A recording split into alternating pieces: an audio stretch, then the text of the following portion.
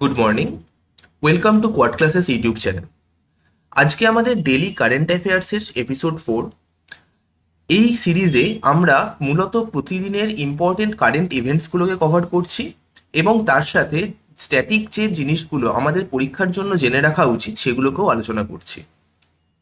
এই সিরিজে daily current অ্যাফেয়ার্সের ভিডিওর সাথে সাথে biweekly compilation video upload করা হবে এবং ভিডিওগুলোর পিডিএফ তোমরা আমাদের টেলিগ্রাম চ্যানেলে পেয়ে যাবে। তাহলে আজকের ভিডিও শুরু করা যাক। স্টেটমেন্ট বেসড কোয়েশ্চেনের ক্ষেত্রে তোমরা জানো দুটো বা তিনটে স্টেটমেন্ট দেওয়া থাকে এবং তার মধ্যে কোনগুলি সঠিক সেটা আমাদেরকে ওএমআর শিটে বা অনলাইন পরীক্ষার ক্ষেত্রে দেখাতে হয়। এখানে আমাদের প্রথম statement, ISRO Satish Dhawan space centre থেকে CMS-03 যেটা ভারতের হেভিয়েস্ট কমিউনিকেশন স্যাটেলাইট সেটাকে লঞ্চ করছে। আমাদের দ্বিতীয় স্টেটমেন্ট, এটি LVM-3M5 লঞ্চ ভেহিকেলের মাধ্যমে শ্রীহরিকোটার থেকে লঞ্চ করা হয়েছে। প্রথম দুটি স্টেটমেন্টই সঠিক এবং তৃতীয় স্টেটমেন্টটি হলো এই LVM-3M5 এই রকেটটিকে বাহুবলী রকেটও বলা হয়। তৃতীয় স্টেটমেন্টটিও সঠিক স্টেটমেন্ট, সুতরাং আমাদের সঠিক উত্তরটি হবে অপশন ডি, অল আর কারেক্ট। CMS-03 স্যাটেলাইট এটি একটি মাল্টি ব্যান্ড কমিউনিকেশন স্যাটেলাইট যেটা ইন্ডিয়ান নেভি এবং ইসরো ইউজ করবে। এর অল্টারনেটিভ নেম GSAT-7R এবং ওজন 4400 কেজি। এই স্যাটেলাইটটি জিওসিনক্রোনাস অরবিটে ট্রান্সফার করা হচ্ছে। আচ্ছা, এখানে আমরা একটা জিনিস জেনে রাখি, এই যে অরবিটগুলো কোনো স্যাটেলাইটকে কোন অরবিটে প্লেস করা হবে সেটা তার ইউটিলিটি বা তার কার্যকারিতার ওপরে নির্ভর করে। যেমন জিও স্টেশনারি যে অরবিটগুলো, জিও স্টেশনারি অরবিট মানে যে স্যাটেলাইটগুলো আমরা যদি ভারতের থেকে দেখি, তোমরা সহজভাবে এটাকে ভাবতে পারো, আমরা যদি ভারতের থেকে কোনো স্যাটেলাইটকে দেখি এবং সেই স্যাটেলাইটটা সবসময় ভারতের ওপরেই ঘুরছে এবং তার জন্য কী কী জিনিস প্রয়োজন। প্রথমত সেটা একই তলে থাকতে হবে। জিও স্টেশনারি অরবিটের ক্ষেত্রে এই তলটাকে ধরে নেওয়া হয় নিরক্ষরেখার যে তলটা সেটা, এবং যে স্পিডে মানে বা তোমরা যারা ফিজিক্স বা এর দিকে পড়েছো তারা এই টার্ম অ্যাঙ্গুলার ভেলোসিটি, পৃথিবীর রোটেশনের যে অ্যাঙ্গুলার ভেলোসিটি আর এই জিওস্টেশনারি অরবিটে যে স্যাটেলাইটগুলো থাকে তাদের অ্যাঙ্গুলার ভেলোসিটি সেম হয়। যার ফলে কি হয়, যখন আমরা ভারতের থেকে দেখছি আমাদের ওপরে যে জিওস্টেশনারি স্যাটেলাইটটা রয়েছে সেটা ভারতের ওপরেই সবসময় থাকবে। এরকমই যদি নিরক্ষরেখার তলের ওপরে কোনো স্যাটেলাইট আরও রাখা হয় সেটা হলো লোয়ার আর্থ অরবিট অথবা মিডিল আর্থ অরবিট, এরকমও আছে। এবং লোয়ার আর্থ অরবিটের ক্ষেত্রে যে স্যাটেলাইটগুলো রাখা হয় সেগুলো মূলত জিপিএস সিগন্যালের যে স্যাটেলাইটগুলো সেগুলো। সেরকমই যেরকম এখানে তোমরা দেখতে পাচ্ছ যে সবুজ রঙের রিবনটা, এটা হলো লোয়ার আর্থ অরবিটের, এবং পোলার অরবিট যেটা এই পার্পেল কালারের যে রিবনটা, এবং আরও একটা অরবিট এই স্যাটেলাইটের ক্ষেত্রে নর্মালি ইউজ করা হয়ে থাকে যেটা হলো সোলার অরবিট। সোলার অরবিট পোলার অরবিটের থেকে একটু ইনক্লাইন্ড থাকে এবং এটি মূলত ল্যান্ড সার্ভে বা এরকম টাইপের কাজের জন্য ব্যবহার করা হয়। ইসরো বা ইন্ডিয়ান স্পেস রিসার্চ অর্গানাইজেশন এটা তৈরি করা হয়েছিল 1969 সালে, যার হেডকোয়ার্টার কর্ণাটকের বেঙ্গালুরু, এবং এটাকে ফাউন্ডার ছিলেন বিক্রম সারাভাই। বর্তমানে এর চেয়ারম্যান ভি নারায়ণন। আমাদের পরবর্তী প্রশ্ন এশিয়া প্যাসিফিক ইকোনমিক কোঅপারেশনকে রিলেটেড। এখানেও তিনটে স্টেটমেন্ট দেওয়া রয়েছে, যার প্রথম স্টেটমেন্টটি হলো এই এপেক সামিট 2025 সাউথ কোরিয়ার গিয়াংজাউ শহরে হোস্ট করা হয়েছিল, যেটি একটি সঠিক স্টেটমেন্ট। এবং এর দ্বিতীয় স্টেটমেন্ট হলো ভারত এই এপেকের মেম্বার। এই স্টেটমেন্টটি ভুল, কারণ ভারত এপেকের মেম্বার নয় এবং এপেকের অন্যান্য মেম্বার কান্ট্রি রয়েছে 21টা। সুতরাং এখানে আমাদের সঠিক অ্যান্সারটা হবে option A, 1 and 3 correct. Epic বা এশিয়া প্যাসিফিক ইকোনমিক কোঅপারেশন এটির ফাউন্ডেশন হচ্ছে 1989 সালে, সিঙ্গাপুরের হেডকোয়ার্টার এবং 21টা মেম্বার কান্ট্রি। আমরা যদি দেখি ম্যাপে, এখানে প্রশান্ত মহাসাগর এবং প্রশান্ত মহাসাগরের দুই দিকের যে দেশগুলো সেখানে Canada, USA, Mexico, Peru, Chile, New Zealand, Australia, Papua New Guinea, Indonesia, এবং এখানে তোমরা যে দেশগুলোকে দেখতে পাচ্ছ কালার রয়েছে এগুলো এপেকের মেম্বার। সাউথ কোরিয়া দেশটি আমরা যদি এখানে ম্যাপে দেখি, এর রাজধানী হলো সিউলে এবং এখানে ওন কারেন্সিটি ব্যবহার করা হয়। বর্তমানে এখানকার প্রেসিডেন্ট লি জি মিউ এবং 38 ডিগ্রি প্যারালাল, এই যে এখানে যে লাইনটা আমি এখানে ড্র করছি দেখো, এই 38 ডিগ্রি প্যারালালের মাধ্যমে নর্থ কোরিয়ার সঙ্গে সাউথ কোরিয়ার বিভাজন বোঝানো হয়।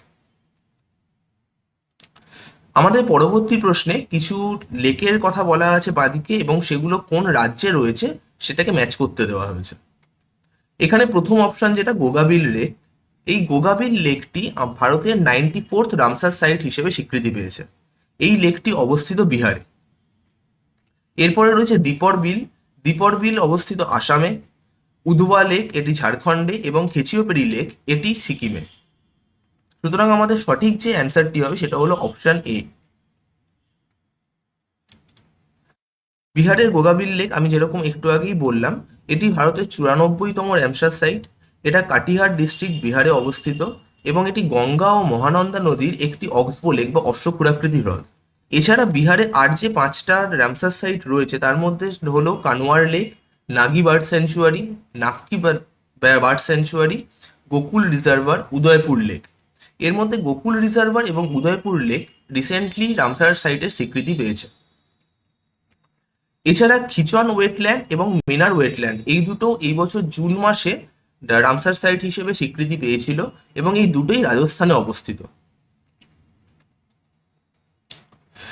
রামসার কনভেনশন এটি 2 ফেব্রুয়ারি 1971-এ অ্যাডপ্ট করা হচ্ছে এবং এই 2 ফেব্রুয়ারি এই ডেটটিকে ওয়ার্ল্ড ওয়েটল্যান্ড ডে হিসেবেও পালন করা হয়।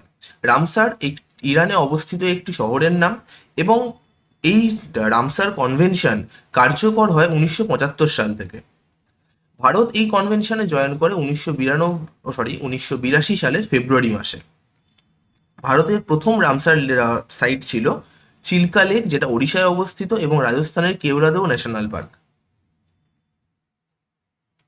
আমাদের পরবর্তী প্রশ্ন, খাবারভোজ সাবমেরিন যেটা একটা নিউক্লিয়ার পাওয়ার সাবমেরিন এবং সেখান থেকে nuclear power Poseidon torpedo launch করা পসিবল, এবং এই যে সাবমেরিনটা এটা কোন দেশ লঞ্চ করছে? তো খাবারভোজ সাবমেরিন রাশিয়া লঞ্চ করছে। সুতরাং আমাদের সঠিক অ্যান্সার অপশন এ, রাশিয়া। রাশিয়ার রাজধানী মস্কো এবং কারেন্সি রুবেল। বর্তমানে রাশিয়ার প্রেসিডেন্ট ভ্লাদিমির পুতিন।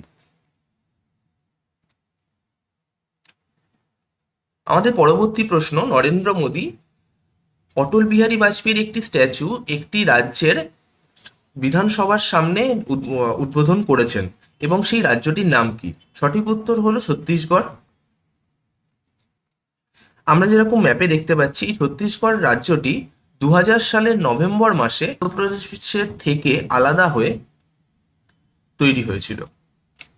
এর রাজধানী হলো রায়পুরে এবং বর্তমানে এর রাজধানী পরিবর্তনের কথা হচ্ছে, যেটা নয়া রায়পুর বা অটল নগরে স্থানান্তরিত হতে পারে। বর্তমানে ছত্তিশগড়ের চিফ মিনিস্টার বিষ্ণুদেও সাই এবং গভর্নর বিশ্বভূষণ হরিচন্দন।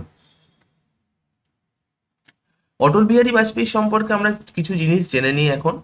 অটল বিহারী বাজপেয়ী আমাদের দেশের সবচেয়ে কম সময়ের জন্য থাকা প্রধানমন্ত্রী ছিলেন। তিনি 1996 সালে 13 দিনের জন্য প্রধানমন্ত্রী হয়েছিলেন এবং পরবর্তী সময়ে তিনি 1998 সালে এবং 1999 সালেও প্রধানমন্ত্রী হিসেবে দায়িত্ব পালন করতে আসেন। তার জন্মদিন 25শে ডিসেম্বর দিনটিকে গুড গভর্নেন্স ডে হিসেবেও পালন করা হয় এবং অটল বিহারী বাজপেয়ী একাধারে একজন পোয়েটও ছিলেন পলিটিশিয়ানের সঙ্গে সঙ্গে, এবং তার কিছু উল্লেখযোগ্য বই হলো মেরি একাওয়ান কবিতায়ে, নই দিশা এবং অমর অগ্নিপথ। অটল বিহারী বাজপেয়ী প্রধানমন্ত্রী থাকাকালীন পোখরান-2 এর নিউক্লিয়ার টেস্ট করা হয়, গোল্ডেন কোয়াড্রিল্যাটারাল প্রজেক্ট আসে, সর্বশিক্ষা অভিযান চালু হয়, প্রধানমন্ত্রী গ্রাম সড়ক যোজনা চালু হয় এবং লাহোর বাস ডিপ্লোমেসি হয়। এই সময় কার্গিলের যুদ্ধ ওনার কার্যকালের মধ্যেই হয়েছিল। তিনি শ্যামাপ্রসাদ মুখার্জির সঙ্গে মিলিতভাবে ভারতীয় জনসংঘ প্রতিষ্ঠা করেন এবং 2015 সালে অটল বিহারী বাজপেয়ীকে ভারতরত্ন উপাধি দেওয়া হয় এবং পদ্মবিভূষণ পেয়েছিলেন তিনি 1992 সালে। আমাদের পরবর্তী প্রশ্নে আবার দুটো স্টেটমেন্ট রয়েছে। আমরা প্রথম স্টেটমেন্টটাকে দেখি। বায়ু সমন্বয় 2 এই এক্সারসাইজটি এয়ারফোর্স কন্ডাক্ট করছে। এখানে এই স্টেটমেন্টটি ভুল, কারণ বায়ু সমন্বয় 2 এই এক্সারসাইজটি ইন্ডিয়ান আর্মি কন্ডাক্ট করেছিল। রাজস্থানে এই এক্সারসাইজটি কন্ডাক্ট করা হয়। এই এক্সারসাইজ এবং দ্বিতীয় স্টেটমেন্ট যেটা, এই এক্সারসাইজটিতে প্রথমবারের জন্য ভারতের ইন্ডিজিনাস যে ড্রোন এবং কাউন্টার ড্রোন টেকনোলজিসগুলো সেগুলোকে টেস্ট করা হয়। এই স্টেটমেন্টটি সঠিক এবং আমাদের সঠিক অ্যান্সারটি হবে অপশন এ, অনলি 2 কারেক্ট। বায়ু সমন্বয় 2 এই এক্সারসাইজটি সম্পর্কে যদি আমরা দেখি, এটি যেরকম আমি বললাম রাজস্থানে, যেটা সাউদার্ন কমান্ডের ডেজার্ট সেক্টর, সেখানে কন্ডাক্ট করা হয়েছিল ইন্ডিয়ান আর্মির মাধ্যমে এবং এটাকে লিড করেছিলেন lieutenant general Dhiraj Seth. Indian আর্মির মোটো সেবা পরম ধর্ম এবং বর্তমানে chief of army staff general Upendra দ্বিবেদী। আর্মি ডে আমরা 15ই জানুয়ারিতে পালন করে থাকি, যে দিনটা আমাদের প্রথম কমান্ডার ইন চিফ KM কারিয়াপ্পার অ্যাপয়েন্টমেন্টের দিন। এছাড়া গ্লোবাল ফায়ার পাওয়ার ইন্ডেক্স 2025-এর রিপোর্ট অনুযায়ী ভারতের আর্মি ইন ওয়ার্ল্ডের 4th মোস্ট পাওয়ারফুল মিলিটারি। আমাদের পরবর্তী প্রশ্ন, ইন্ডিয়ান আর্মির চিফ অফ মেটেরিয়াল কে? এর সঠিক উত্তর হলো ভাইস অ্যাডমিরাল ভি শিবকুমার। ইনি রিসেন্টলি এই পোস্টে অ্যাপয়েন্ট হচ্ছেন এবং ইনি 40th চিফ অফ মেটেরিয়াল হচ্ছেন। চিফ অফ মেটেরিয়াল এই পোস্টটা ইন্ডিয়ান নেভির ক্ষেত্রে মূলত যে কাজটা করে থাকে সেটা হলো বিভিন্ন নতুন যে নেভি শিপসগুলো বা যে পোর্টগুলো অ্যাকোয়ার করা হচ্ছে বা তাদের কোনো মডিফিকেশনস করা হচ্ছে বা তাদের কোনো রিপেয়ার করা হচ্ছে, পুরনো এক্সিস্টিং জাহাজগুলো বা যুদ্ধ জাহাজ বা পোর্টগুলো রয়েছে, সেই সম্পূর্ণ জিনিসগুলোকে দেখাশোনা করা। Indian navy day 4th December এবং এদের মোটো হলো সম নো বরুণা, যেটা তৈত্তরীয় উপনিষদ থেকে অ্যাডপ্ট করা হয়েছিল। বর্তমানে chief of naval staff admiral Dinesh K Tripathi এবং vice chief of naval staff vice admiral Sanjay Vatsayan. আমাদের পরবর্তী প্রশ্ন এশিয়ান ইউথ গেমসকে রিলেটেড, যার প্রথম স্টেটমেন্টটি হলো 2025-এর এশিয়ান ইউথ গেমস বাহরেইনে হোস্ট করা হয়েছিল, যেটি একটি সঠিক স্টেটমেন্ট। এবং দ্বিতীয় স্টেটমেন্ট হলো এটি এশিয়ান ইউথ গেমসের 3rd এডিশন ছিল, এই স্টেটমেন্টটিও সঠিক।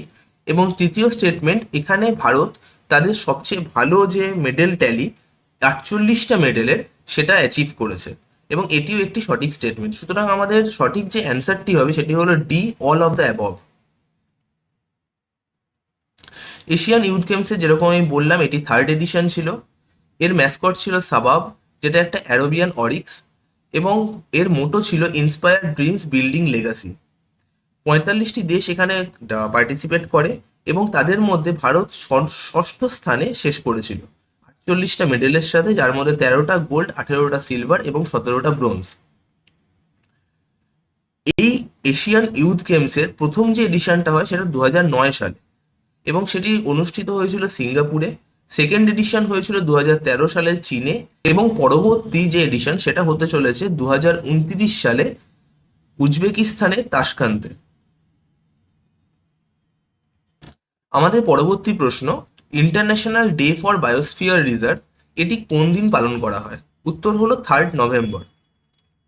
2022 সাল থেকে এটিকে পালন করা শুরু হয়েছিল এবং এই বছরের এটা থিম হলো connecting people and nature for sustainable planet. আমরা যদি ভারতের বায়োস্ফিয়ার রিজার্ভগুলোকে দেখি তাহলে টোটাল 18টা বায়োস্ফিয়ার রিজার্ভ ভারতে রয়েছে এবং এর মধ্যে ইউনেস্কোর স্বীকৃত যে বায়োস্ফিয়ার রিজার্ভগুলো তার সংখ্যা হলো 13 এবং recently cold desert biosphere reserve, যেটা হিমাচল প্রদেশে অবস্থিত, সেটা এই স্বীকৃতি পাচ্ছে। ইউনেস্কোর বায়োস্ফিয়ার রিজার্ভ প্রোগ্রাম বা man and the biosphere reserve programme, সেটা ইউনেস্কো 1971 সালে লঞ্চ করছিল এবং এর ভারতের প্রথম বায়োস্ফিয়ার রিজার্ভ ছিল 1986 সালে লঞ্চ হওয়া নীলগিরি বায়োস্ফিয়ার রিজার্ভ। আমরা যদি ম্যাপে এই বায়োস্ফিয়ার রিজার্ভগুলোকে একবার দেখি, সবচেয়ে দক্ষিণে রয়েছে গ্রেট নিকোবর, যেটা আন্দামান ও নিকোবর দ্বীপপুঞ্জে রয়েছে। আর আমরা যদি এদিকে পূর্ব দিক থেকে দেখতে দেখতে যাই, অরুণাচল প্রদেশের Dihang Dibang natural biosphere reserve, মেঘালয়ের নকরেক বায়োস্ফিয়ার রিজার্ভ, আসামের মানস দিব্রু সিখোয়া বায়োস্ফিয়ার রিজার্ভ, আমাদের পশ্চিমবঙ্গের সুন্দরবন বায়োস্ফিয়ার রিজার্ভ, সিকিমের কাঞ্চনজঙ্ঘা বায়োস্ফিয়ার রিজার্ভ, ওড়িশার Similipal biosphere reserve, Seshachalam biosphere reserve অন্ধ্রপ্রদেশের, Gulf of Mannar biosphere reserve যেটা তামিলনাড়ুতে এবং যেটা ভারতের একমাত্র marine biosphere reserve, Agasthyamala biosphere reserve যেটা তামিলনাড়ু এবং কেরালার বাউন্ডারিতে রয়েছে, Nilgiri biosphere reserve, Achanakmar Amarkantak biosphere reserve যেটা ছত্তিশগড় এবং মধ্যপ্রদেশের সীমান্তে রয়েছে, পাঁচমারি পান্না বায়োস্ফিয়ার রিজার্ভ যেটা মধ্যপ্রদেশে রয়েছে, কচ্ছ বায়োস্ফিয়ার রিজার্ভ যেটা গুজরাটে, কোল্ড ডেজার্ট বায়োস্ফিয়ার রিজার্ভ যেটা আমরা একটু আগেই ডিসকাস করলাম হিমাচল প্রদেশে, এবং নন্দাদেবী বায়োস্ফিয়ার রিজার্ভ যেটা উত্তরাখণ্ডে অবস্থিত। বায়োস্ফিয়ার রিজার্ভগুলোর ক্ষেত্রে সেগুলোর মেনটেনেন্সের যে খরচা সেটা মূলত 60-40 ডিভিশনে করা হয়, এবং যার মধ্যে সেন্ট্রাল গভর্নমেন্ট 60% টাকা দেয়। কিন্তু নর্থ ইস্টার্ন এবং হিমালয়ান যে রাজ্যগুলো সেখানে 90:10 এই রেশিওটা, যেখানে সেন্ট্রাল গভর্নমেন্ট 90% খরচাটা দিচ্ছে। ভারত বর্তমানে ফরেস্ট এরিয়ার দিক দিয়ে দেখলে পুরো পৃথিবীতে নবম স্থান অধিকার করে, এবং সবুজায়নের বিষয়ে দেখলে তৃতীয় স্থান অধিকার করেছে।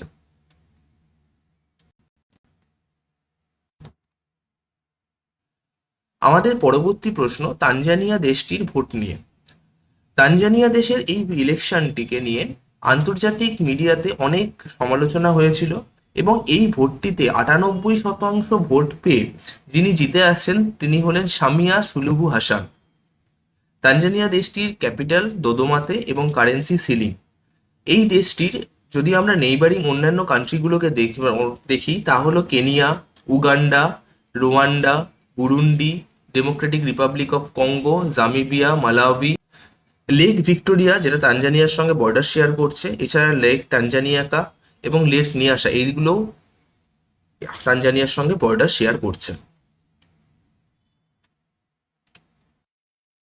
আমাদের পরবর্তী প্রশ্ন একটি ওয়ান লাইনার কোয়েশ্চেন, এবং যেখানে আমরা দেখতে পাচ্ছি মাদ্রাস হাইকোর্ট ভারতের মধ্যে প্রথম যারা ক্রিপ্টোকারেন্সিকে একটি প্রপার্টি হিসেবে স্বীকৃতি দিচ্ছে। বর্তমানে ভারতে ক্রিপ্টোকারেন্সিকে একটি লিগাল টেন্ডার হিসেবে দেখা হয় না। এখানে আমাদের একটু জানা উচিত লিগাল টেন্ডার জিনিসটা কি। ধরো তোমার কাছে একটা 100 টাকার নোট আছে, এবং সেই 100 টাকার নোটে দেখবে আমাদের আরবিআই এর গভর্নর তার সাইন করে এই প্রতিশ্রুতি দেন যে যে এই 100 টাকার নোটটাকে নিজের কাছে রাখছে তাকে গভর্নর 100 টাকার মূল্য দিতে রাজি আছেন, এবং তিনি দেবেন এটা। এবং এই যে প্রতিশ্রুতিটা এটা ওই 100 টাকার কাগজের নোটটাকে একটা লিগাল টেন্ডার বানায়।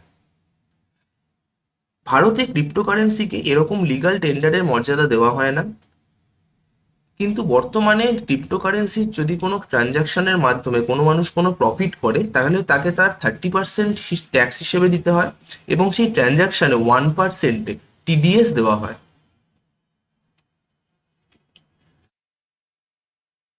এছাড়া reserve bank of India 2023-24 CBDC বা ডিজিটাল রুপি লঞ্চ করেছিল, যেটি একটি ক্রিপ্টোকারেন্সি।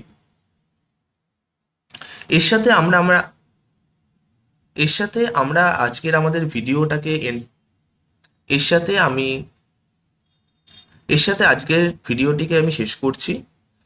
আমাদের ভিডিও যদি তোমাদের ভালো লেগে থাকে তাহলে আমাদের ভিডিওটিকে লাইক করো, আমাদের চ্যানেলটিকে সাবস্ক্রাইব করো, এবং ভিডিওটিকে তোমার বন্ধু বান্ধবদের সঙ্গে শেয়ার করে নিও।